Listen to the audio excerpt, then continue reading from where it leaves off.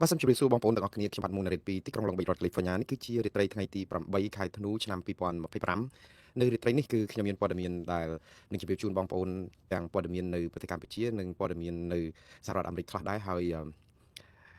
យការដែលផ្សាយព័ត៌មាននេះគឺ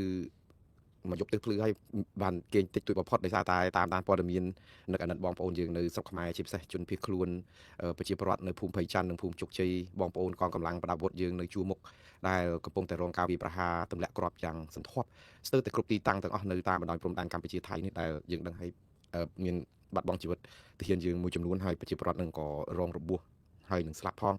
ក៏ប៉ុន្តែតួលេខនៃការដែលស្លាប់និងរបួសខាងភាគីកម្ពុជានេះមិនទាន់មានសេចក្តីរាយការណ៍ណាមួយឲ្យច្បាស់លាស់ពិតប្រាកដដែលអាចយកជាការបានទេក្រៅតែពីឃើញព័ត៌មានតាមបណ្ដាញសង្គមដែលគេយូរម្ដងបង្ហោះរូបថតទាហានពលីហើយនឹងត្រូវបានសារព័ត៌មានថៃយកទៅបន្តបន្ថែមអញ្ចឹងប្រភពពីមន្ទីរពេទ្យឬក៏ពីក្រសួងការពារជាតិឬក៏ពីខាងអ្នកនាំពាក្យរដ្ឋាភិបាលនោះគឺមិនទាន់មានការសរុបតុល្យការឬក៏តួលេខនៃការដែលរងគ្រោះពីការបំផ្លិចបំផ្លាញរបស់ថៃក្នុងការវាយប្រហារលើដែនអធិបតេយ្យកម្ពុជានៅឡើយទេក៏ប៉ុន្តែឥឡូវនេះខ្ញុំនឹងផ្សាយព័ត៌មានដែលខ្ញុំក្តាប់បាននៅក្នុងដៃហើយយកឲ្យបងប្អូនទៅពិចារណាតាមការគួរព័ត៌មានពីដំបូងទៅមុនគឺមានទីការព័ត៌មានមានដូចតទៅទី1គឺយោធាថៃអះអាងថាខ្លួនវាយដណ្ដើមបានប្រាសាទខ្នាយកទៅកាន់កាប់ហើយក្រសួងការពារជាតិកម្ពុជាប្រកាសបដិញ្ញាមិនតដៃប្រកាន់ស្មារតីអត់ធ្មត់ខ្ពស់បំផុតទោះយោធាថៃវាយសម្រុកចូលហួសបន្លាលួសនៅភូមិព្រៃច័ន្ទនិងភូមិជោគជ័យ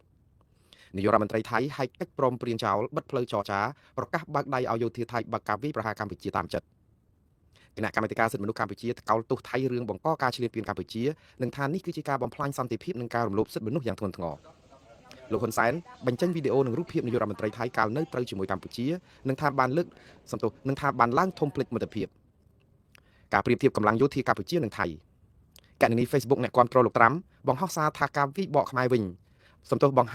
ហោះសារថាថៃវិបកខ្មែរវិញនៅក្នុងន័យថាខ្មែរបាញ់មុននិងសរុបព្រឹត្តិការណ៍ប្រចាំថ្ងៃបាទបងប្អូនជាដំបូងមុននឹងខ្ញុំផ្សាយនេះគឺខ្ញុំសូមសម្ដែងមរណទុក្ខនិងចែករំលែកទុក្ខលោកស្រីក្រមដល់គ្រួសារសពរបស់យោធិនពលីនៅសមរភូមិមុខនិងដល់ជនរងគ្រោះជាប្រដ្ឋខ្មែរស្លូតត្រង់ទាំងអស់ដែលរងគ្រោះដោយសារតែការបាញ់ប្រហារពីសំណាក់យោធាថៃចូលនៅក្នុងដែនអធិបតេយ្យរបស់កម្ពុជានេះគឺជារឿងមួយដ៏គួរឲ្យសោកសង្រេងហើយជារឿងដែលកាត់ឡើងដដែលដែលមិនមានអីភ្ញាក់ផ្អើលព្រោះអីថៃនៅតែចិញ្ចឹមចិត្តស្រមោចក្នុងខោស្របពេលដែលកម្ពុជារក្សាការអត់ធ្មត់ក៏ប៉ុន្តែមិនប្រឹងថៃទៅតុលាការយុត្តិធម៌អន្តរជាតិឬក៏តុលាការព្រំដែនអន្តរជាតិណាមួយនោះបាទឥឡូវនេះដំបូងគឺដំណឹងតាក់ទងនឹងយោធាថៃអះអាងថាខ្លួនវាយដណ្ដើមបានប្រាសាទខ្នាយកទៅកាន់កាប់ហើយព័ត៌មាននេះគឺមែនតើគឺយើងដឹងតែពីខាងភាគីថៃទេព្រោះអីយោធាថៃមានសេចក្តីរាយការណ៍ច្រើនណាស់ហើយបងប្អូនយើងមិនជឿលើយោធាថៃ 100% កើតទេព្រោះដោយសារអីនៅក្នុងពេលជាមួយគ្នានេះខាងកងយុទ្ធពលខេមរៈភូមិន្ទកម្ពុជាឬក្រសួងការពារជាតិកម្ពុជានឹងក៏ច្រានចោលរបាយការណ៍ដែលផ្សាយដោយយោធាថៃនេះច្រើនសម្បើមដែរវាអាចជាសង្គ្រាមចិត្តសាស្ត្រវាអាចជាការពិតខ្លះនៅក្នុងហ្នឹងតែយើងធ្វើយ៉ាងម៉េចនឹងអាចផ្ទៀងផ្ទាត់បានបើសិនជាខាងយើងអត់និយាយអីខាងថៃគេចេះតែដាក់ព័ត៌មានមកហើយយើងថានឹងទៅយកព័ត៌មានតែពីថៃដូច្នេះខ្ញុំទុកឲ្យបងប្អូនប្រជាពលរដ្ឋទាំងអស់ពិចារណាតាមការគួរថាតើព័ត៌មានទាំងនេះវាមានកម្រិតពិតប៉ុណ្ណាខ្ញុំពិតជាប្រឹងប្រែងអស់ពីលទ្ធភាពនៅក្នុងការដែលផ្ទៀងផ្ទាត់ព័ត៌មាននេះដើម្បីជូនបងប្អូនក៏ប៉ុន្តែអ្វីដែលខ្ញុំយកមកផ្សាយនេះគឺជាសេចក្តីថ្លែងការណ៍របស់យោធាថៃគឺគេមានគេហទំព័រ Facebook កណនីរបស់គេហើយនឹងមានមធ្យោបាយផ្លូវការរបស់គេនៅក្នុងការផ្សព្វផ្សាយព័ត៌មានអ្វីដែលថៃលើកឡើងនេះគឺជាពិសេសគឺពីខាងយោធាភូមិភាគ2របស់ថៃគឺប្រកាសថានៅថ្ងៃនេះគឺគេពិតជាបានវាយកំទេចចូលដល់ទីតាំងក្នុងដែនអធិបតេយ្យកម្ពុជាជាច្រើនកន្លែងនិយាយទៅថៃដូចជាអត់មានអៀនមាត់តតែសោះនៅក្នុងការបង្ហាញប្រាប់ពិភពលោកថាខ្លួនពិតជាវាយទន្ទ្រានទម្លាក់គ្រាប់ចូលនៅក្នុងដែនអធិបតេយ្យរបស់កម្ពុជាមែនហើយក៏ប៉ុន្តែថៃយកលេសថាវាយនេះគឺដើម្បីការពារខ្លួនហើយប្រើច្បាប់អន្តរជាតិធម្មនុញ្ញអង្គការសហប្រជាជាតិដើម្បីការពារខ្លួនទៅទៀតព្រោះគេចោទកម្ពុជាថាយកមូលដ្ឋានទ័ពយកកន្លែងអគារមួយចំនួនឬក៏កន្លែងដែលសំខាន់ដែលជាកន្លែងស៊ីវិលហ្នឹងយកជាមូលដ្ឋានបន្ទាយទ័ពហើយបាញ់គ្រាប់ចេញពីទីនោះទៅដែលធ្វើឲ្យថៃយកលេសថាគេត្រូវតែកំទេចពង្រៀបអានឹងឲ្យដល់ដីដើម្បីជាការទប់ទល់កុំឲ្យកម្ពុជាផ្លោងគ្រាប់ដាក់ទៅដល់ចូលទៅប៉ះពាល់ដល់ជនស៊ីវិលដែនអធិបតេយ្យថៃឯណានោះអានឹងការអះអាងរបស់គេទេណាហើយកម្ពុជាមកដល់ម៉ោងហ្នឹងថាអត់ទាន់បានតដៃមកគ្រាប់ផងយើងមិនដឹងថាជឿកម្ពុជាប៉ុន្មានដែរទេព្រោះអីបាញ់ដូចលីកផ្ទុះអ្នកណាទៅផ្ទៀងអង្គុយរាប់គ្រាប់អ្នកណារាប់បានបាញ់ប្រមាណគ្រាប់អ្នកណាបាញ់មកប្រមាណគ្រាប់វាគ្រាន់តែថាយើងដឹងច្បាស់ថាថៃពិតជាទម្លាក់គ្រាប់មកព្រោះគេទទួលស្គាល់ថាគេទម្លាក់គ្រាប់ដោយសារតែគេចង់អួតប្រាប់អន្តរជាតិថាគេតការពារខ្លួនតែកម្ពុជាយើងគឺនៅតែប្រាប់ថាអត់តដៃនៅឡើយទេប៉ុន្តែថៃថាបើអត់តដៃហេតុអីបានទាហានថៃស្លាប់ម្នាក់របួស8នាក់នេះអានេះវាពិបាកទៀងផ្ទាត់មែនតើនិយាយទៅសម័យណាក៏មិនដែលពិបាកផ្សេងផ្ទាត់ព័ត៌មានដូចសម័យនេះដែរនៅពេលដែលអត់មានព័ត៌មានឯករាជ្យគេបំបិទមាត់អស់ឥឡូវនេះគឺខាងភាគីថៃគេបានអះអាងចេះខាងយោធភូមិភាគទី2របស់ថៃគឺថាប្រតិបត្តិការដែលវាយសន្ធាប់នៅក្នុងរយៈពេលប្រហែលម៉ោងនិយាយទៅមួយថ្ងៃទី8នេះពេញតាំងពីព្រឹកមក គឺយើងដឹងថាថៃគេប្រកាសថាទី1គឺគេវាយកំទេចអាគារដែលទុកចោលដែលប្រើជាមជ្ឈមណ្ឌលឆបោកអនឡាញឃើញថៃឆ្លាតទេបងប្អូនគេវាយកំទេចអាគារកាស៊ីណូមួយនៅច្រកអានសេះហ្នឹងដែលគេគិតថាជាអាគារបោះបង់ចោលឬក៏អាគារនិយាយទៅឲ្យតែអាគារដែលមានសំណង់អីដែលគេគ្រោងនឹងវាយចោលយូរហើយអីអញ្ចឹងទៅបានលេសហ្នឹងគឺគេថាជាមជ្ឈមណ្ឌលឆបោកអនឡាញចាំមជ្ឈមណ្ឌលឆបោកអនឡាញយ៉ាងម៉េចបើប្រាប់ថាអាគារហ្នឹងបោះបង់ចោលហើយនឹងទៅឆបោកនេះណាខ្មោចមានតែខ្មោចបានយើងឆបោកបាននៅពេលហ្នឹងប៉ុន្តែគេយកលេសអាការពីមុនមកថាកម្ពុជាយើងហ្នឹងជាប់ពាក់ព័ន្ធនៅក្នុងការសង្ស័យនៅក្នុងការប្រព្រឹត្តការឆបោកអនឡាញហ្នឹងបានគេយកលេសហ្នឹងហើយគេថាយើងយកតែហ៊ានទៅដាក់នៅក្នុងអាគារទាំងអស់ហ្នឹងបាញ់ចេញពីហ្នឹងមកបានគេយកលេសហ្នឹងទៅកំទេចអាគារអស់ហ្នឹងចោលទៀតអញ្ចឹងគេថាមានមុខព្រួយរបស់គេគឺវាយអាគារហ្នឹងឲ្យរៀបដល់ដីទម្លាក់គ្រាប់ឲ្យខ្ទេចហើយគឺយកលេសថាបំផ្លាញអាគារតែជាទីតាំងសម្រាប់ឆបោកអនឡាញផងថាជាទីតាំងលេនដ្ឋានទ័ពរបស់យោធាខ្មែរដែលយកកន្លែងសំណង់ស៊ីវិលយកទៅប្រើដើម្បីបាញ់ប្រហារចូលទឹកដីថៃផងឃើញថៃខូចទេប៉ុន្តែឆ្លាតនៅក្នុងលើឆាកអន្តរជាតិយើងស្ដាប់មកអ្នកដែលស្ដាប់ទូទៅគឺថាចំណេញបានពីរឃើញចំណេញបានទី1គឺបំផ្លាញអាគារដែលជាយកមកប្រើប្រាស់សម្រាប់ឆបោកអនឡាញទី2គឺគេចង់និយាយថាកម្ពុជាប្រព្រឹត្តខុសនីតិវិធីនៅក្នុងសឹកសង្គ្រាមទៅយកអាគារស៊ីវិលធ្វើជាកន្លែងមូលដ្ឋានទ័ពយកប្រជាពលរដ្ឋស៊ីវិលជាខែលអីណាទៀតចឹងទៅសំណង់ស៊ីវិលជាខែលអីចឹងទៀតបាទបងប្អូនអានេះគឺជាព័ត៌មានដែលយោធាថៃផ្សាយទេណាខ្ញុំអត់ឲ្យបងប្អូនជឿ 100% តែអានេះគឺជាអ្វីដែលគេរាយការណ៍ទៅអន្តរជាតិនិងអគ្គរដ្ឋទូតប្រចាំនៅប្រទេសថៃតំណាងឲ្យ78ប្រទេសដែលគេទៅតែធ្វើសន្និសីទសារព័ត៌មានមុននេះបន្តិចទៀតគឺលោកស៊ីហាស័កភួងកេតការរដ្ឋមន្ត្រីក្រសួងការបរទេសថៃហ្នឹងគឺចាប់ផ្ដើមកោះឯអគ្គរដ្ឋទូតថៃទាំងអស់នៅប្រទេសថៃឲ្យមកស្ដាប់អ្វីដែលជាព័ត៌មានដែលថៃចង់ប្រាប់ទៅពិភពលោកអាហ្នឹងគឺគេធ្វើអញ្ចឹងគឺគេខូចក៏ប៉ុន្តែគេឆ្លាតគឺគេពពគេរៀបចំព័ត៌មានហ្នឹងហើយដោយសារបណ្ដាញព័ត៌មានគេមានពពអញ្ចឹងគឺចេញទៅលើឆាកអន្តរជាតិស្ដាប់មកគឺឃើញខ្មែរយើងខូចតែម្ដងអាហ្នឹងយើងពិបាកមែនតើណាទី2ថៃបាននិយាយថាគេបានបំផ្លាញបង្គោលអង់តែនឬក៏គេថាបង្គោលហ្នឹងគឺខ្មែរប្រើដើម្បីទប់នឹងអាយន្តហោះអត់មនុស្សបើកគេហៅ drone ហ្នឹងណាគេថាក៏បំផ្លាញអាបង្គោលហ្នឹងនៅខេត្តព្រះវិហារនៅក្នុងព្រំប្រទល់ក្នុងដែនសីមារបស់ខេត្តស៊ីសង្កេតអីហ្នឹងដែរហ្នឹងសំណង់ធំ2ដែលថៃទទួលស្គាល់ថាវាយរៀបដល់ដីទី3គឺថៃបានបញ្ជាក់ថាបានបំផ្លាញចំការស្វាយចន្ទីដែលគេកន្លែងហ្នឹងគឺគេថាទាហានខ្មែរយកជាលេនដ្ឋានឬក៏ដាក់ប្រទាយដាក់ទ័ពហើយគេថាចូលក្នុងដីថៃទៅទៀតដែលនៅម្ដុំអូស្មាច់ហ្នឹងហើយដល់ពេលអញ្ចឹងគេបានវាយកំទេចនៅក្នុងតំបន់ហ្នឹងទម្លាក់គ្រាប់ឡើងស្រោចអញ្ចឹងទៅហើយគេទទួលស្គាល់ថាគេទម្លាក់គ្រាប់ឡើងស្រោចពីអាកាសអញ្ចឹងហើយមួយទៀតគឺអ្វីដែលសំខាន់គេថាគេបានគ្រប់គ្រងដណ្ដើមយកមកកាន់កាប់ប្រាសាទខ្នាបាទនៅជាប់ព្រំដែនខ្មែរនិងខេត្តសុរិន្ទរឿងនេះគឺជារឿងមួយដែលរកម្មចិត្តប្រជាពលរដ្ឋខ្មែរបន្តិចទៀតទេបើសិនជាព័ត៌មាននេះពិតប៉ុន្តែបងប្អូនម្ដងទៀតនេះគឺជាព័ត៌មានពីខាងយោធាថៃព្រោះប្រាសាទខ្នានេះគឺយើងឃើញថាថៃនឹងមកចូលថ្ងៃណានោះមកបាញ់គ្រាប់យ៉ាងម៉េចត្រូវតែហ៊ានខ្មែរយើងសម្រាប់ព្យាបាលនៅមន្ទីរពេទ្យអត់ទាន់បានស្បើយផងហ្នឹងត្រូវឡើងថា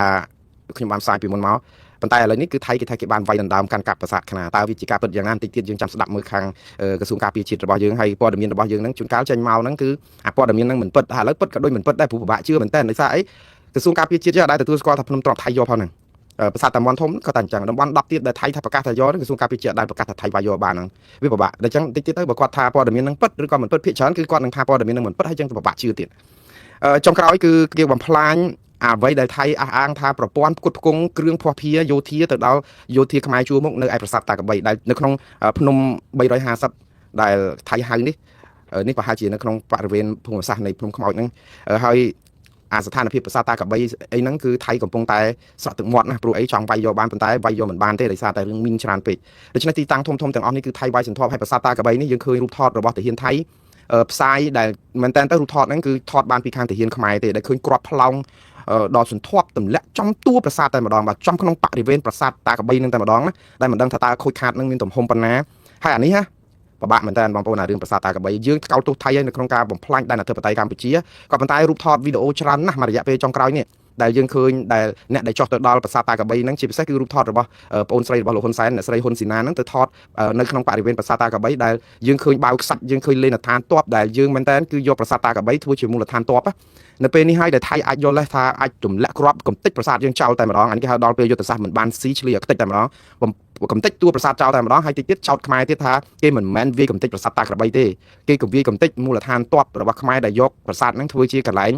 ដើម្បីបាញ់ចេញពីហ្នឹងឯងចឹងទៀតអានេះថៃនឹងប្រើលេសនេះ 100% អត់មានអីសង្ស័យសំបីតែបន្តិចព្រោះអីតែពេលតែយើងយកទីតាំងប្រាសាទដើម្បីបាញ់គ្នាហើយនៅពេលដែលចប់អាការបាញ់គ្នាហ្នឹងយើងនៅតែមានបាវខ្សាច់យើងនៅតែមានយោធានៅក្នុងប្រាសាទជាការពិតខ្មែរមានសិទ្ធិគ្រប់គ្រាន់នៅក្នុងការការពារប្រាសាទហ្នឹង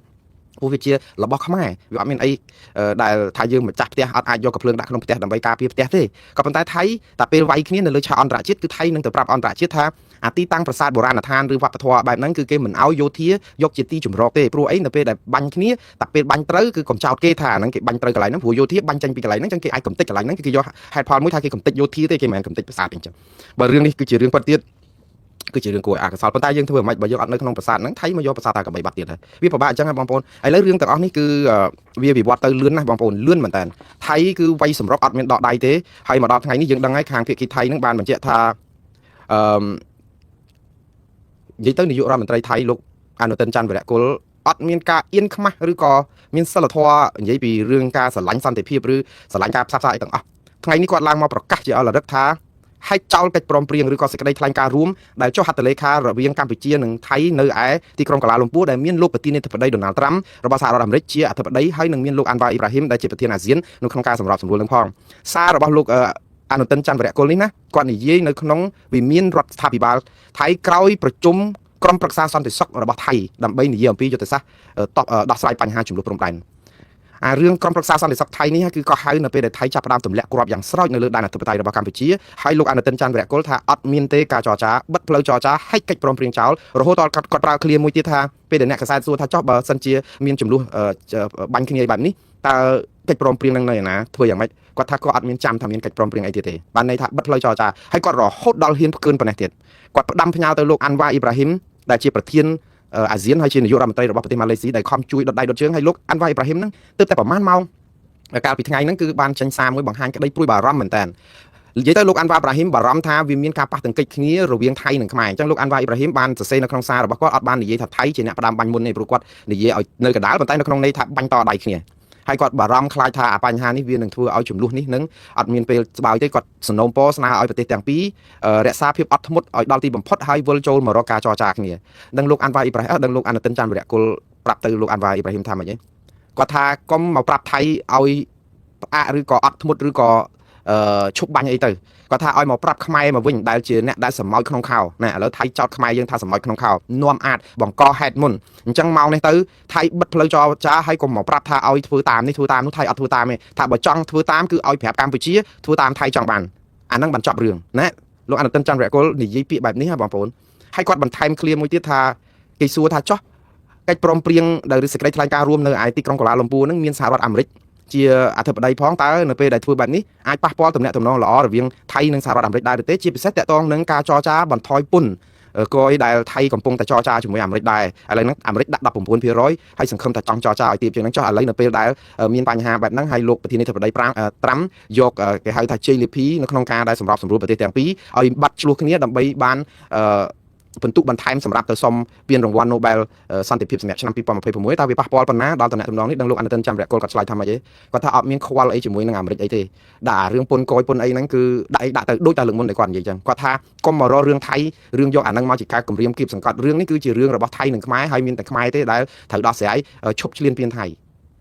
បងប្អូនស្ដាប់មើលភាសារបស់នាយករដ្ឋមន្ត្រីថៃគឺនិយាយទាំងបំពេញគ្រប់រឿងគឺប៉ុន្តែនិយាយនេះដើម្បីអីបងប្អូនគឺដើម្បីតែមហិច្ឆតាការបោះឆ្នោតនិងសម្លេងប្រជាប្រិយគាត់សម្រាប់បោះឆ្នោតអាណត្តិបន្ទាប់នេះនៅពេលដែលរំលាយរដ្ឋសភានៅចុងខែមករានេះឥឡូវសភានឹងដឹងអត់រំលាយចុងខែធ្នូនឹងតនេះគឺទៅរំលាយចុងខែមករាឲ្យតាមការសន្យាថាពេលដែលគាត់កាន់ជានាយករដ្ឋមន្ត្រីនឹងព្រោះគាត់សន្យាជាមួយក្រុមបកប្រឆាំងថានឹងរំលាយក្នុងរយៈពេល4ខែឥឡូវចុងខែមករានឹងវាស្របនឹង4ខែដើម្បីឲ្យរៀបចំមានការបោះឆ្នោតហើយវាចែកដន់អីអ្វីដែលមិនមែនជាការចែកដន់អ្វីដែលលោកអនុទិនច័ន្ទវរៈគុលថ្លែងសារធ្វើដូចជាអ្នកស្នេហាជាតិនិយមដ៏ផ្ដុកផ្ដាច់របស់ថៃនឹងដើម្បីការពារអធិបតេយ្យថៃនិងសុវត្ថិភាពរបស់ប្រជាពលរដ្ឋថៃរហូតដល់បញ្ជាឲ្យតបថៃវៃខ្មែរតាមអំពើចិត្តហើយនឹងហែកកិច្ចព្រមព្រៀងឬក៏សេចក្តីថ្លែងការណ៍រួមចោលហើយផ្កើនដាក់លោកអាន់វ៉ាអ៊ីប្រាហ៊ីមហើយផ្កើនដាក់លោកប្រធានាធិបតីអាមេរិកដូណាល់ត្រាំនេះគឺដោយសាររឿងអីដោយសាររឿងវិបត្តិផ្ទៃក្នុងរបស់ថៃដែរបងប្អូនដឹងហើយចិត្តបោះឆ្នោតគឺគាត់ចាប់ផ្ដើមមានបញ្ហាតាំងពីរឿងទឹកជំនន់មិនអាចដោះស្រាយបានចំនួនផ្ទៃក្នុងនយោបាយរបស់គាត់រឿងគ្រប់គ្រងប្រទេសនិងបាក់មុខបាក់មាត់រឿងស្អីមកកណោក៏ដឹកដោយទាំងអាស៊ានហ្គេមរឿងអីហ្នឹងវាផ្សំគ្នាច្រើនយ៉ាងហើយនឹងរឿងដែល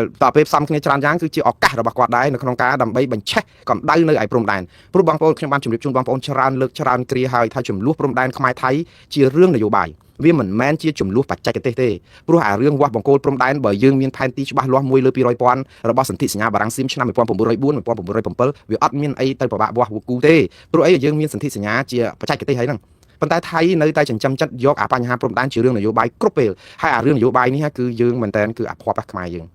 ងដោយសារថៃខូចខ្មែរយើងខ្សោយហើយខ្ញុំនិយាយខ្មែរខ្សោយនេះគឺដោយសារជំរឹះនយោបាយរបស់ខ្មែរគឺយើងធ្វើឲ្យខ្មែរខ្សោយហើយបានខ្ញុំនិយាយអញ្ចឹងម៉ោងនេះខ្ញុំអត់ចង់និយាយអីប៉ះពាល់ដល់ការដឹកនាំរបស់រដ្ឋាភិបាលកម្ពុជាទេប៉ុន្តែការពិតគឺវាអញ្ចឹងយើងមើលនៅពេលដែលយើងឆ្លោះគ្នាជាមួយថៃគឺយើងពឹងបានសហគមន៍អន្តរជាតិជួយដូចអ៊ុយក្រែនជាមួយរុស្ស៊ីអញ្ចឹងពេលដែលរុស្ស៊ីវាយអ៊ុយក្រែនសប្តាហ៍ថ្ងៃនេះបានតតាំងជាមួយរុស្ស៊ីបានដោយសារតែរុស្ស៊ីចេះដកទៅនៅសល់គ្រប់គ្រងតំបន់ខ្លះប្រហែលជា20%នៃដីអ៊ុយក្រែនក៏ដោយក៏ប៉ុន្តែអ៊ុយក្រែនបានសហគមន៍អឺរ៉ុបជួយពេញទំហឹងហើយចុងក្រោយបានអាមេរិកនឹងក៏ជួយជាសពាវុធនិងគ្រាប់រំសេវដើម្បីបាញ់តបទ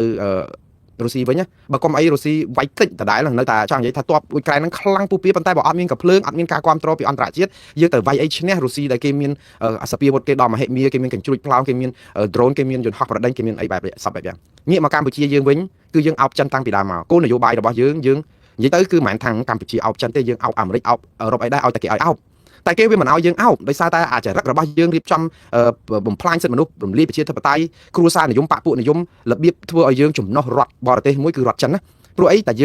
ើងមិនស្ដារសិទ្ធិមនុស្សមិនស្ដារប្រជាធិបតេយ្យងើបមួយវាយមួយបំផ្លាញឲ្យថារចនាសម្ព័ន្ធប្រព័ន្ធផ្សព្វផ្សាយឯករាជ្យអង្គការសង្គមស៊ីវិលហ៊ានថ្លើមធំរហូតដល់បណ្ដេញអង្គការរបស់អាមេរិកចោលអីទៀតផងតែអញ្ចឹងទៅយើងធ្វើឲ្យមានសត្រូវជាមួយនឹងអាមេរិកនឹងធំជាងគេហើយអាមេរិកគឺជាសម្ព័ន្ធមិត្តរបស់ថៃនៅពេលដែលយើងឆ្លោះគ្នាជាមួយថៃយើងមានបញ្ហាជាមួយថៃយើងអាចនឹងពឹងអាមេរិកឲ្យជួយយើងបានប៉ុន្តែចៃដន្យឯអាមេរិកហ្នឹងគឺរងការវាយប្រហារពីកម្ពុជាហ្នឹងគឺឡើងសន្ធាប់តាំងពីរឿងករណីលោកកឹមសុខាក៏យើងចោទអាមេរិកថាផ្ដួលរំលំរដ្ឋាភិបាលអត់ទាន់តម្លាក់ចោលបទចោទហ្នឹងទេយើងអត់ដែលធ្វើអីឲ្យស្ដារទំនាក់ទំនងល្អជាមួយអាមេរិកហ្នឹងកញ្ញាសេងធីរីដែលជាខ្មែរអាមេរិកចាប់ដាក់គុកក៏អត់ដោះលែងដោះអីរឿងមកកណោក៏ដឹកដែលធ្វើឲ្យអារិភាពហ្នឹងគឺយើងចំណុះទៅចិនខ្លាំងពេកហើយដល់ពេលចំណុះទៅចិនខ្លាំងពេកអាសហគមន៍អឺរ៉ុបក៏មិនមែនជាមិត្តរបស់យើងព្រោះអីយើងបំផ្លាញសិទ្ធិមនុស្សប្រជាធិបតេយ្យធ្វើឲ្យសហគមន៍អឺរ៉ុបគឺគេដក EBA យើង20%នៅពេលដែលគេដក EBA យើង20%ឃើញយើងនៅលើគោកឯសហគមន៍អឺរ៉ុបគេស្អប់យើងគេអត់ជួយការពារយើងព្រោះសភាគេសមាជិកសភាគេប្រទេសគេមូលមាត់គ្នារហូតដល់ដាក់ទណ្ឌកម្មយើងបានន័យថាគេជឿជាក់ថាកម្ពុជាប្រព្រឹត្តអំពើរំលោភសិទ្ធិមនុស្សនិងបំផ្លាញប្រជាធិបតេយ្យអីចឹងហើយចឹងដល់ពេលអញ្ចឹងយើងខ្លាយទៅជាឯកោយើងមានចិនពឹងនៅពេលដែលយើងចេះតែដកដង្ហើមបន្តិចម្ដងដល់ពេលឆ្លោះគ្នាជាមួយថៃសំបីតែចិនហ្នឹងក៏ប្រលេះដៃយើងចោលទៀតយើងឃើញទេចិន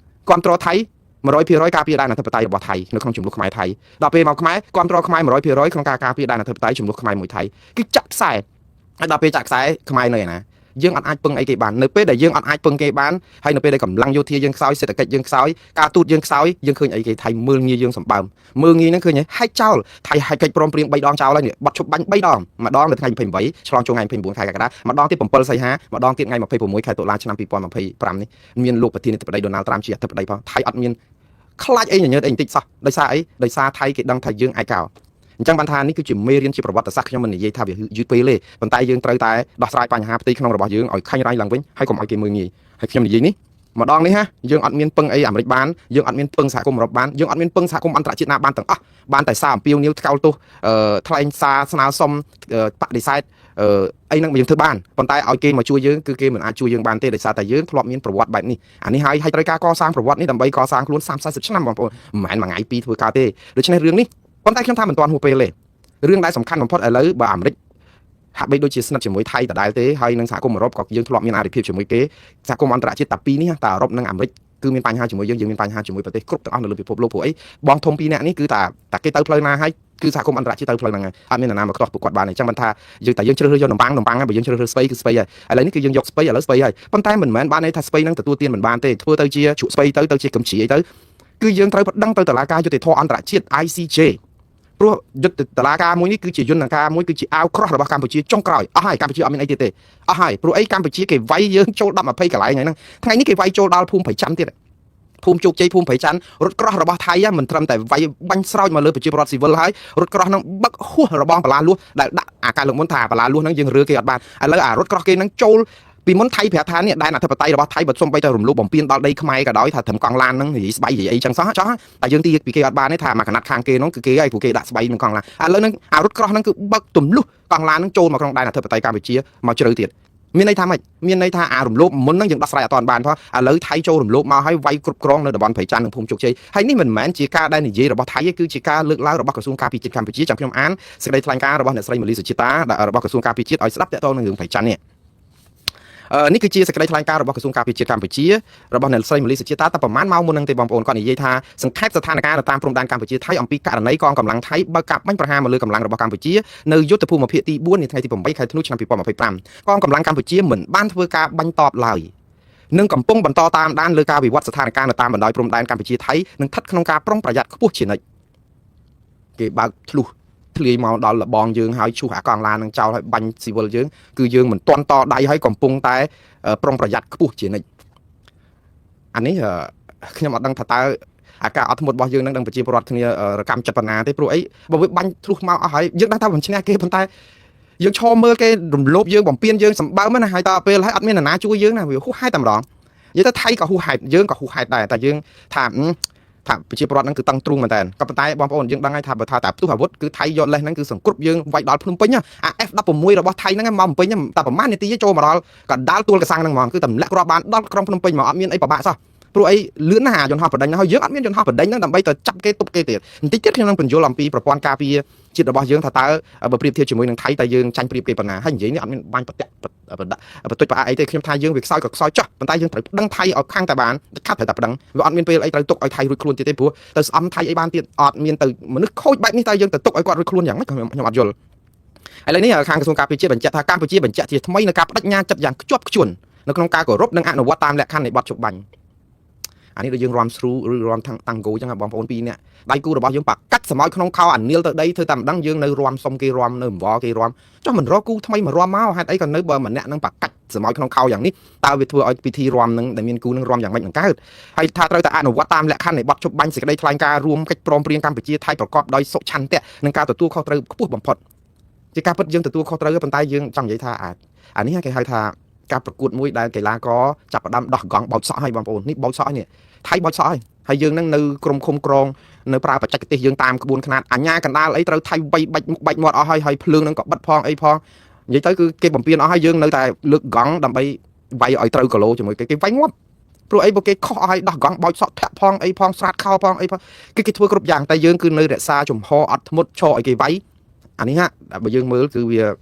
ប្រជាពលរដ្ឋនឹងគឺរកម្មចិត្តកន្លែងហ្នឹងប៉ុន្តែសួរថាយើងធ្វើខុសទេវាមិនខុសទេព្រោះយើងខ្សោយជាងគេយើងត្រូវតែធ្វើអញ្ចឹងវាមានអីជំរឿនលើហ្នឹងបើយើងតដៃហ៊ានតែតដៃអាគេដោះកង់បោចសក់មិនដឹងថាគេវាយយើងទូសាច់យ៉ាងម៉េចទៀតផងពួកគេអញ្ចឹងគេខូចអញ្ចឹងហើយយើងនៅតែឡើងលើរិញហ្នឹងដដែលអត់ព្រមចុះពីលើរិញហ្នឹងរត់ចេញសិនទៅបើជ្រុលខ្លួនហើយរត់ក៏រត់ទៅណាថាចាញ់អីក៏ចាញ់ទៅបើយើងលេងអញ៉ៃអញ្ចឹងទៅនៅចង់ឈ្នះអីទៀតបានលទ្ធផលអីឈ្នះជាមួយដោះកង់បោចសក់ហ្នឹងរត់ដែរចេញមកប្តឹងប៉ូលីសមើលថាគណៈកម្មការគេហ្នឹងមើលឲ្យដោះស្រាយវិញមើលអាណាលេងអញ្ចឹងអាហ្នឹងបានយើងរកវិធីតែយើងដល់ពេលគេដោះកង់បោចសក់យើងនៅតែឈរឲ្យគេវាយអញ្ចឹងទៀតទៅហើយយើងអត់ធ្មត់វាយទៅអត់ធ្មត់យើងយ៉ាងហោចស្នាក់អានេះគេហៅថាដូចកីឡានៅក្នុងការប្រកួតនៅក្នុងទាត់បាល់អីចឹងណាអូយក្រុមកីឡាណានោះគឺគេឈ្នះ fair play បងប្អូនបើអ្នកដែលគ្រប់គ្រងកីឡាយើងដឹងហើយស្អីទៅ fair play ពានរង្វាន់ fair play បានន័យថាពានរង្វាន់លេងមិនខូចគេមិនចេះប៉ាយជើងទេតែអាខូចហ្នឹងគឺវាខូចលេងទាត់បាល់យើងឈ្នះយើងមកក្រុងហើយដល់ពេលគេបានពានរង្វាន់លើកមកយើងទៅលើកពានគេដែរគេថាជាប់ពានរង្វាន់ខាងលេងដូចថាមិនចេះខូចគេតែអាពានរង្វាន់គេលើកបាត់ដែរវាពិបាកអញ្ចឹងណាបងប្អូនតែឥឡូវអត់ទេក្រសួងការពារជាតិក៏គាត់បានបញ្ជាក់ថានៅភូមិសាស្ត្រភូមិភាគទី4នេះគាត់ទទួលស្គាល់ថាសកម្មភាពបាញ់ប្រហាររបស់យោធាថៃបានប្រើអាវុធនិងយុទ្ធោបករណ៍បំផ្លិចបំផ្លាញធនធ្ងន់គ្រប់ប្រភេទរួមទាំងកំភ្លើងដៃកំភ្លើងយន្តកំភ្លើងត្បាល់ MT60 រថក្រោះកំភ្លើងធំ155មីលីម៉ែត្រកំភ្លើង 12.7 ព្រមទាំងប្រើយន្តហោះចម្បាំង F16 ទម្លាក់គ្រាប់យន្តហោះ AT6 ប្រភេទ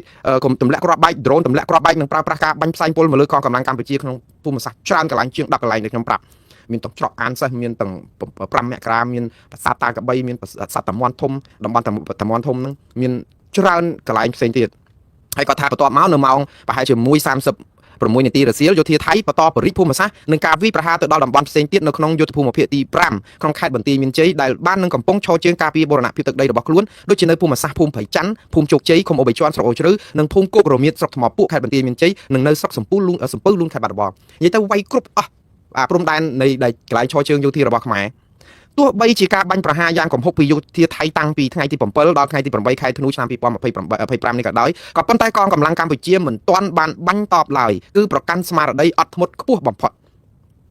កងយុទ្ធពលខេមរៈភូមិន្ទកម្ពុជាបដិញ្ញាចិត្តឥតងាករេនៅក្នុងការការពារអធិបតេយ្យកម្ពុជាបូរណភាពទឹកដីសុវត្ថិភាពប្រជាពលរដ្ឋប្រឆាំងនឹងអំពើឈ្លានពានដ៏កម្រោលនិងសាហាវឃោរឃៅរបស់ថៃមកលើកម្ពុជាក្នុងន័យនេះកម្ពុជាសូមអំពាវនាវឲ្យសហគមន៍អន្តរជាតិកោតទោសយ៉ាងម៉ឺងម៉ាត់ចំពោះការរំលោភបំពានសេចក្តីថ្លែងការណ៍រួម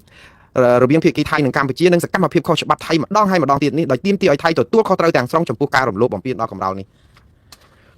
ះអាសូរណាព្រោះអីយើងទៅអំពាវនាវអន្តរជាតិឲ្យគេកោតទោសឲ្យដាក់ទោសថៃកម្រោលមិនបើយើងជាជនរងគ្រោះអត់ដាក់ពាក្យប្តឹងផងហ្នឹង អាហ្នឹងដូចយើងខ្មែរយើងសពថ្ងៃនៅស្រុកខ្មែរដែរនិយាយចឹងឲ្យតែពេលណាគេវាយបែកក្បាលបែកក្បូងសកម្មជនប្រឆាំងអីចឹងយើងថាប៉ូលីសអត់ទាន់បានទទួលបណ្ដឹងអីផងដល់អញ្ចឹងទៅទុកឲ្យដេអញ្ចឹងសិនទៅហើយអ្នកដាក់ពាក្យប្តឹងហ្នឹងគឺថាប្តឹងអត់បានការខ្ជិលប្តឹងអញ្ចឹងទៅចេះតែរាយការណ៍តាមប្រព័ន្ធព័ត៌មានអញ្ចឹងដេទៅបងថ្លៃពេទ្យទៅរឿងហ្នឹងក៏ទៅបញ្ចប់រឿងទៅអាជនដៃដល់ក៏រួចខ្លួនអំពើផ្ដេសផ្ដាស់ហ្នឹងបាក់ស្បាតប្រជាពលរដ្ឋក៏ចេះតែកើតឡើងទៀតទ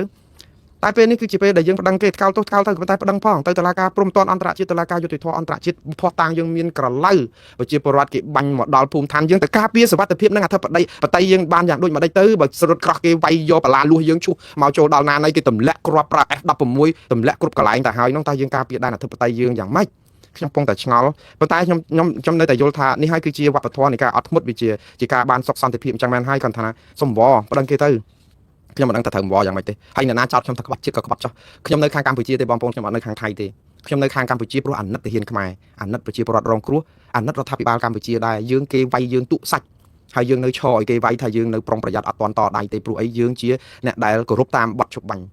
គេបាញ់មកប្រើហើយយើងគោរពយ៉ាងម៉េចទៅទៀតកើតទៅបើគេរំលោភបើថាគេបាញ់បោះឡើងលើមេឃនៅស្រុកថៃណាណោះអាហ្នឹងបាញ់ទៅប៉ុន្តែបាញ់ចូលក្នុងដែនអធិបតេយ្យយើងរំលោភឈ្លានពានដែនអធិបតេយ្យយើងសំបីតែមួយគ្រាប់ក៏យើងបន្តប៉ុន្តែនៅពេលដែលក្រសួងការពារជាតិថាអត់តមួយគ្រាប់នេះណាអាហ្នឹងគឺគ្រាន់តែជាក្រសួងការពារជាតិអះអាងទេថៃអត់សោះគេថាយើងប្រើយន្តហោះប្រើ BM21 អីណានោះទៀតបើឲ្យក្រសួងការពារជាតិបកាច់ដាច់ខាតហើយណាហ៊ានថាប្រើ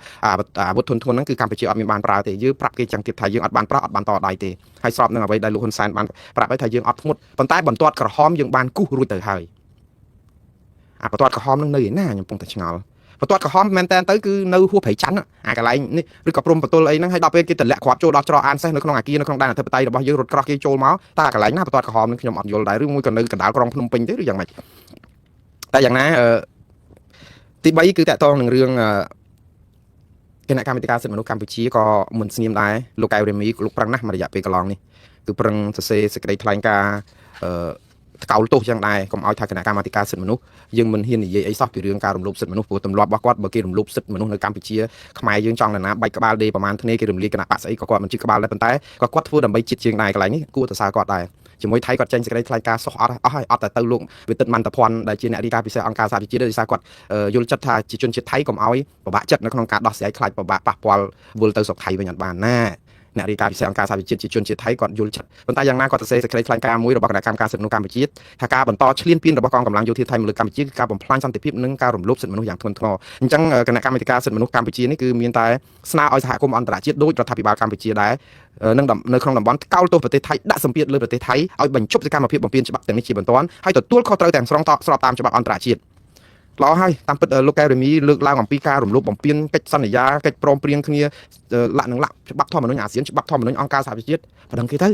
ៅដាក់ពាក្យប្តឹងទៅតុលាការយុត្តិធម៌អន្តរជាតិនិងតុលាការព្រំប្រទានអន្តរជាតិទៅព្រោះជាស្ថាប័នធំបែបនេះចេះច្បាប់មកកណោបើថាអំពីវិនិយោគសុំថៃឲ្យដោះស្រាយបញ្ហាហ្នឹងសុំភ្លើងយ៉ាឲ្យទៅឲ្យសហគមន៍អន្តរជាតិដាក់សម្ពាធថៃក៏សុំភ្លើងយ៉ាដែរគេមិនទៅឈឺក្បាលនឹងដាក់សម្ពាធថៃឯណាទេព្រោះអីវាអត់បានប្រយោជន៍អីដល់គេផងហ្នឹងព្រោះយើងអំពុលទុកគេមកអាយុហើយនឹងកម្ពុជាយើងមកអាយុរឿងសិទ្ធិមនុស្សរឿងប្រជាធិបតេយ្យអីហ្នឹងដូចថាយើងអត់ចិត្តរាប់បើយើងក្នុងគ្រួសារវិញយើងជាកូនសំអប់ដល់ពេលយើងឲ្យទៅជាកូនសំអប់វាទៅជាម៉ែឪមានរឿងអីទៅកាន់ជើងតកូនដតីទៀតព្រោះយើងចរិតអេរិយាប័ត្ររបស់យើងគេចាត់ទុកថាជាកូនសំអប់អញ្ចឹងកែចរិតយើងឲ្យទៅជាកូនជាទីសំណប់វិញបាទយើងលើកក្រោយតែមានរឿងអីគឺយើងដឹងថាមានគេព្រួតការពារយើងណាបាទអានេះគឺជាមេរៀនដែរហើយចុងក្រោយគឺលោកហ៊ុនសែនបញ្ចេញវីដេអូនិងរូបថតនាយករដ្ឋមន្ត្រីថៃកាលនៅត្រូវគ្នាជាមួយកម្ពុជាហើយថាតែពេលដែលនាយករដ្ឋមន្ត្រីថៃរូបនេះបានឡើងធំស្រាប់តែភ្លេចអស់មិត្តភាពតាមពិតកម្ពុជាជ្រើសរើសអញ្ចឹងទៅវិញណាបងប្អូនពេលដែលគេវាយយើងអត់តដៃយើងអត់ធ្មត់ក៏ប៉ុន្តែនៅក្នុងពេលហ្នឹងគឺយើងបញ្ចេញរូបថតរូបវីដេអូនៃទំនាក់ទំនងរបស់លោកអនុទិនច័ន្ទវីរៈគុលដែលពេលចុះមកស្រុកខ្មែរតាំងពីឆ្នាំណាណីនោះតាំងពីគាត់មិនមែនជានាយករដ្ឋមន្ត្រីទេចង់មកប្រាប់ថាមិនថាលោកច័ន្ទវីរៈគុលហ្នឹងក៏ធ្លាប់មកស្និទ្ធស្នាលអីជាមួយរដ្ឋាភិបាលខ្មែរដែរមិនបានភ្លេចគ្រាដើមអស់ហើយមិនអញ្ចឹងហើយនៅក្នុងន័យហ្នឹងគឺចេញអារូបថតវីដេអូអានេះគឺ still ដូចអាកាលចេញស្អីរូបសម្លេង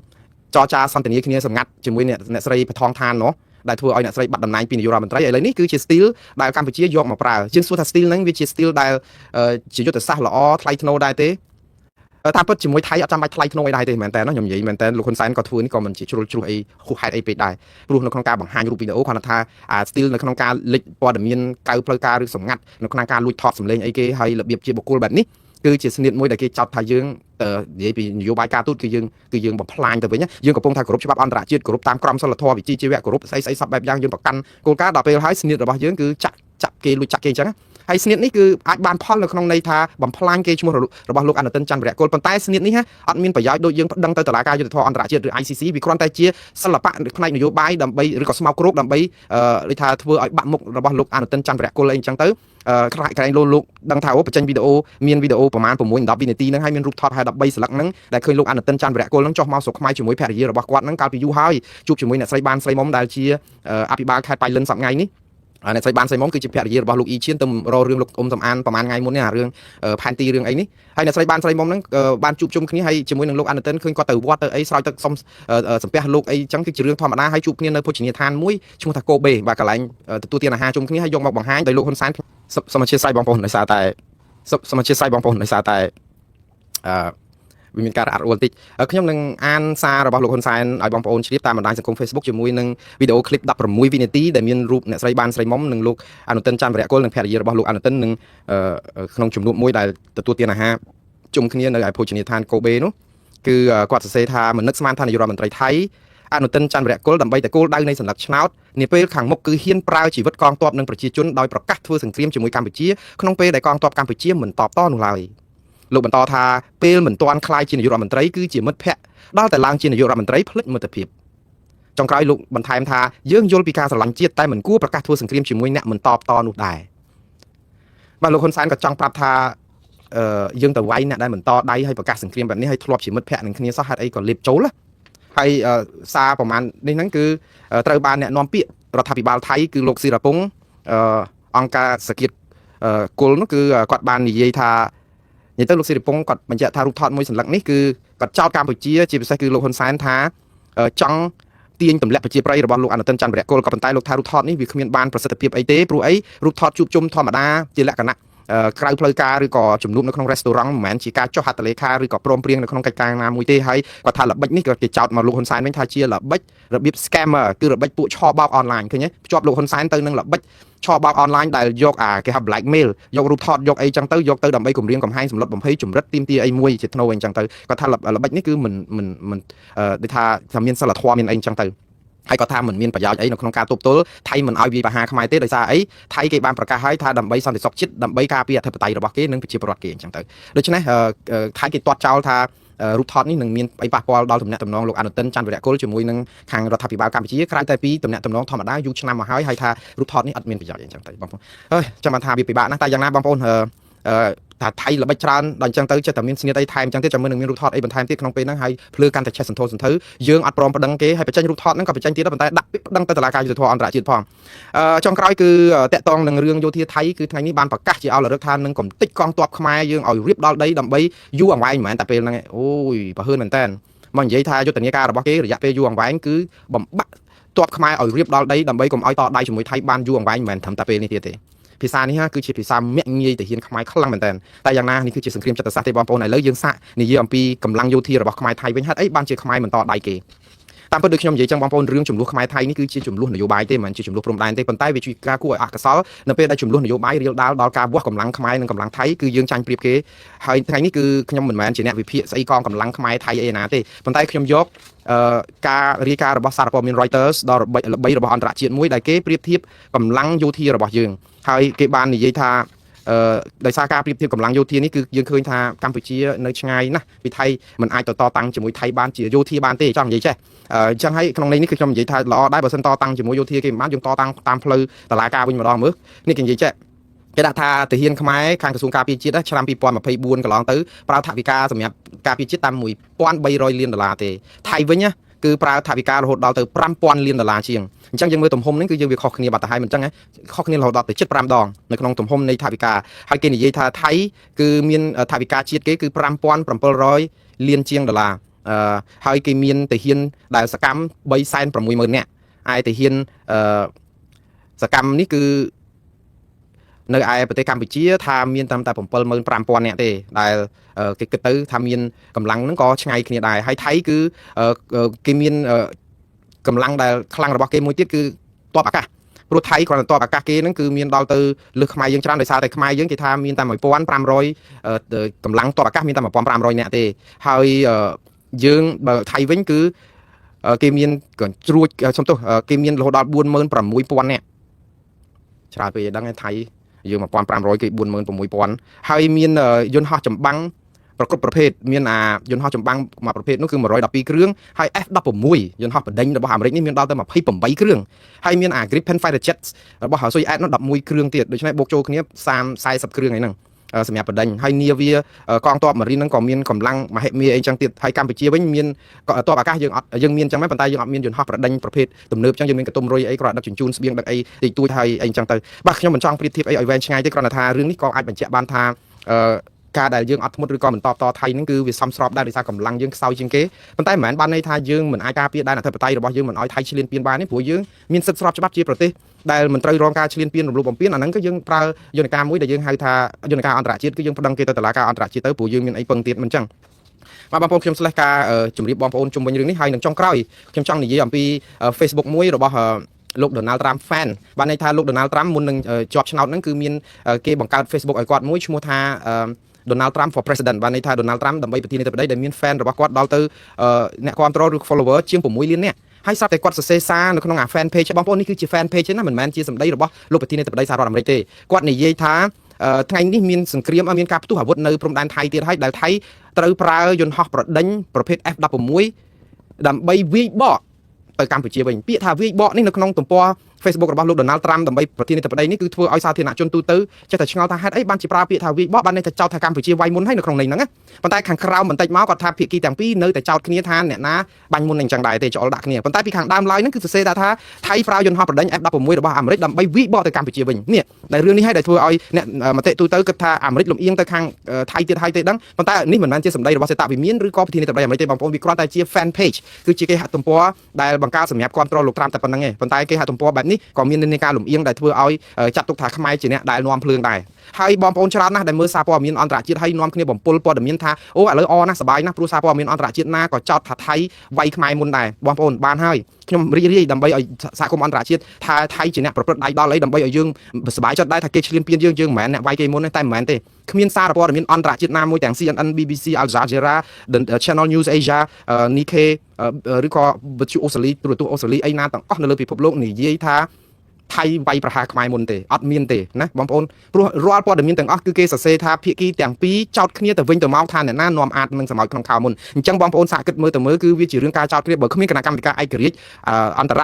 ជាតិរវាងអាស៊ាននិងអាស៊ានថៃនិងខ្មែរឬក៏មានអង្គការសហជាតិចូលរួមទេយើងនៅតែចង្អុលហើយអ្នកដែលបាត់បង់ជីវិតគឺខាងកម្ពុជានឹងច្រើនជាងគេដោយសារតែគេទម្លាក់គ្រាប់យ៉ាងសន្ធាប់អញ្ចឹងមកដល់ម៉ោងនេះអត់មានសហគមន៍អន្តរជាតិណាទៅចង្អុលប្រាប់ថាថៃឈ្លានពានកម្ពុជាទេបងប្អូនណាគឺយើងទេដែលយើងដឹងថាថៃឈ្លានពានយើងសហគមន៍អន្តរជាតិគឺគេនៅតែប្រើពាក្យថាក្រសួងការពារជាតិថាថៃឈ្លានពានយើងមុនដល់ពេលហើយគេដកស្រង់សម្ដីពីយោធាថៃថាកម្ពុជាបាញ់ទៅមុនដដែលអញ្ចឹងរឿងនេះគឺរឿងយើងឯងបងប្អូនយើងទាំងអស់គ្នាកុំអេជាមួយនឹងព័ត៌មានតែយើងត្រូវលើកទឹកចិត្តឲ្យរដ្ឋាភិបាលដឹងទៅតុលាការយុតិធធម៌អន្តរជាតិឬក៏តុលាការព្រំដែនអន្តរជាតិនឹងគឺ ICC ICJ នឹងឲ្យឆាប់តាមដែលអាចធ្វើទៅបានហើយក្នុងពេលហ្នឹងអត់ធ្ងន់អីក៏អត់ទៀតចោះមិនអីទេហើយបងប្អូនប្រជាពលរដ្ឋទាំងអស់នាំគ្នារកទីទួមានសុវត្ថិភាពឲ្យខ្ញុំសូមបួងសួងវត្ថុស័ក្តិសិទ្ធិទាំងអស់ជួយការពារបងប្អូនយើងកងទ័ពយើងនៅជួរមុខសូមឲ្យការពារអាយុជីវិតរបស់គាត់ឲ្យរួចផុតពីភពព្យុមាននៃសត្រូវឈ្លានពានយើងដល់កក្លឿននេះបាទហើយខ្ញុំអស់ការផ្សាយខ្ញុំត្រឹមប៉ុណ្ណេះសិនហើយយើងនឹងជួបគ្នាទៀតនៅយប់ស្អែកឬក៏អាចព្រឹកស្អែកថ្ងៃត្រង់ទៀតនៅតាមពេលដែលមានព័ត៌មានជាក់ស្ដែងនឹងផ្សាយជូនសូមអរគុណរាត្រីសួស្ដីបងប្អូននៅស្រុកខ្មែរអរុនសួស្ដីបងប្អូននៅសហរដ្ឋអាមេរិកនិងនៅទីផ្សេងដែលថ្ងៃកំពុងតែរះបាទសូមអរគុណសូមជម្រាបលា